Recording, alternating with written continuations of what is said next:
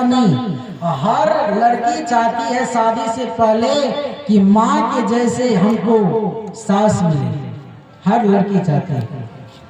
और जैसे ही शादी होकर के जाती है तो उनको वैसा वो सास नहीं मिलती है।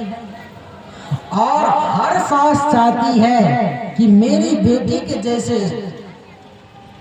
मेरी बहू मिले, और शादी होने के बाद वैसा बहू नहीं मिलती है, जिसका कारण होता है कि दोनों में कलेश है, दोनों में प्रेम नहीं हो पाता है, दोनों में अलग है, तो कैसे भक्ति होगा? एक दूसरे से कनेक्शन नहीं होगा तो कैसे भक्ति होगा? एक बहू को सास को माता मानना चाहिए और एक सास को बहू को बेटी मानना चाहिए। जैसे आपका बेटी वैसे दूसरा का भी बेटी।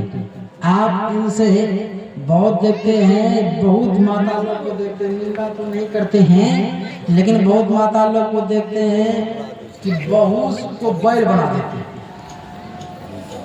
दिन भर इतना खटाती। कल भी एक फोन की थी पूर्णिया से, बाबा क्या कहेंगे, इससे भला तो तुम्हारे ठीक था। जिस दिन से शादी हुआ है ना, नरक वाला जीवन हो गया। मैंने कहा क्या? कहा बाबा मेरी बहू ऐसी है कि क्या कहें, चुड़ैली की तरह लगी रहती है। अब बताइए, ऐसी भावना में नहीं। देखिए ये बदला, आप जैसे सेवा करेंगे वैसे तो आपका भी सेवा होगा, आपका भी बेटी होगा ना, आपका भी बेटी कहीं बहू बन करके गई है ना, आप उनके साथ जैसे करेंगे वैसे तो होगा ना। आप दूसरे की बेटी को दुख देंगे तो आपके बेटी को भी दुख होगा, इसलिए आप दूसरे बेटी को दुख मत दीजिए। और बहू भी दूसरे की माँ को माँ नहीं समझती है, माँ नहीं समझती है, वह दूसरे समझ करके मानती है, जिसका कारण है कि आज बहुतों घर में अलग है, खंडित है, लड़का अलग है, माँ अलग है। अब बताइए महाराज, जो माँ बच्चे को पोष करके इतना बड़ा किया है, इतना बड़ा किया है, सो माँ जब बुरी हो जाती है तो वो माँ को भोजन देने के लिए बेटा सक्षम नहीं है, बहू सक्षम नहीं है। वो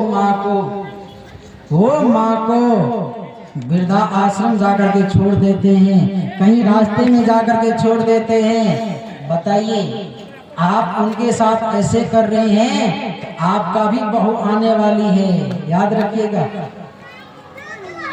याद रखिएगा, आपका भी बहू होगा तो ऐसा ही व्यवहार होगा।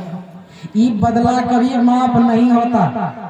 बहुत आदमी के मन में ये भी हम सुनते हैं कि लोग भोज करवाते हैं, कहते उसका खाया है तो तुमको भी कोई खाना खिलाना पड़ेगा ना। ये आप झट से कह देते हैं। अब महाराज आप ऐसे कर रहे हैं तो आपका जो बहू आएगा तो छोड़ देगा। इसलिए कोई बड़े भी हैं और